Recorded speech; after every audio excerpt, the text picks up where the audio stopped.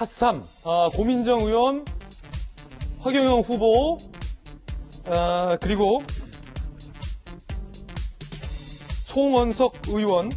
자, 이 세 명이 핫삼인데, 첫 번째 핫일, 고민정 의원의 페이스북에, 자, 이재명 기자, 지금 뭐 무슨 일이 있는 거죠? 오늘 왜 핫삼에 선정됐죠, 고민정 의원?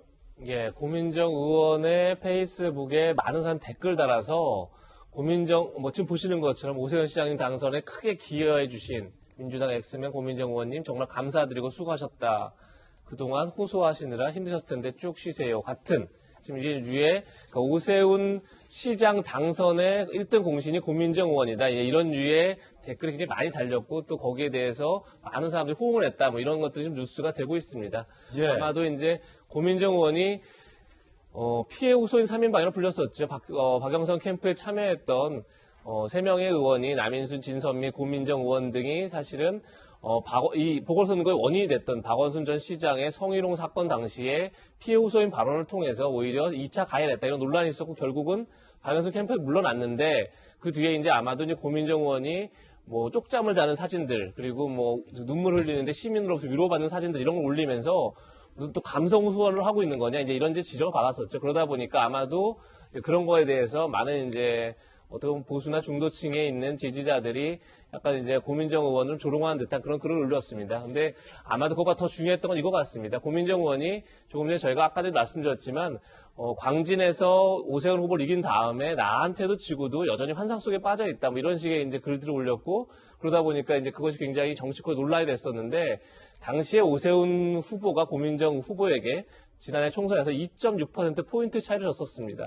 그런데 이번에 이제 시장 선거에서 보궐선거에서는 이제 박영선 후보를 21.5%포인트로 크게 이겼죠. 그러니까 10배를. 예. 민심이라는 게 사실은 언제든 뒤바뀔 수 있는 것을 너무나 이제 사실 많은 정치인들, 정치를 오래 한 분들도 그걸 다 알고 있는데 너무 고민정 의원이 오히려 그 민심을 좀 가볍게 여겼던 게 아닌가 이런 것을 이제 이번 일을 계기로 좀 본인도 한번 되돌아보는 게 어떨까 싶습니다. 그렇군요. 자, 근데 지금 고맙다라는 게 일종의 어떤 조롱이나 비판의 어떤 의미가 있는 건데, 고민정 이슈, 의원의 이슈가 오 시장의 당선에 긍정적으로 영향을 미쳤다라고도 보세요, 이 기자도?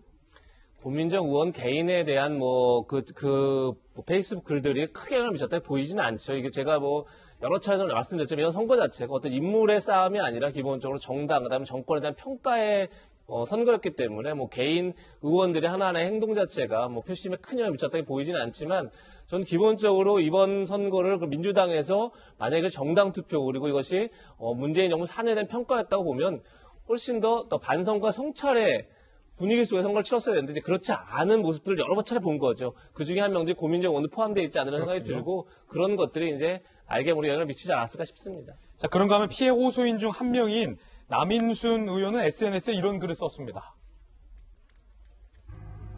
자, 민심을 무겁게 받아들이며 깊이 성찰하고 혁신하겠다. 다시 국민의 신뢰와 사랑을 받는 정당으로 거듭날 수 있도록 쇄신의 전념할 것이다. 라는 입장을 내기도 했습니다. 소개해드리겠고요. 핫삼 함께하고 있습니다.